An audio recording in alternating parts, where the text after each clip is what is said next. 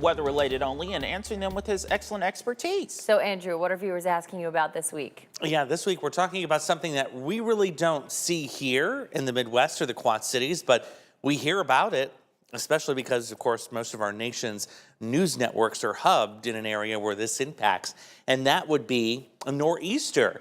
Celeste from Aledo was wondering, what is a nor'easter and what makes it so harsh? In fact, they just had a nor'easter a few days ago. This is an example of what a nor'easter looks like on the satellite. So the view from space, it is an impressive storm system. Here's the East Coast, by the way, and you can see it spans for hundreds of miles, but it's much different than, say, a tropical storm or a hurricane because these systems involve warm fronts and cold fronts, something a tropical system does not have that accompanies it. So here's the definition of what a nor'easter is. It's a powerful area of low pressure with very strong northeast winds.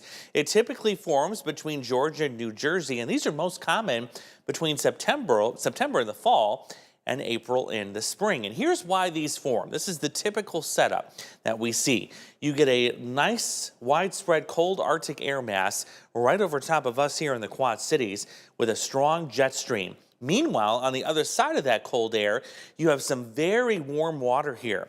This is what we call the Gulf Stream, and it basically is that warm Gulf water moving up to the north here. That means warmer temperatures. So you have that classic clash of the air masses here, and what has to develop to compensate for that big difference in temperature is a big, strong area of low pressure. That's Mother Nature's way of trying to even things out with the temperature and the energy, and that's how you get those strong systems to form.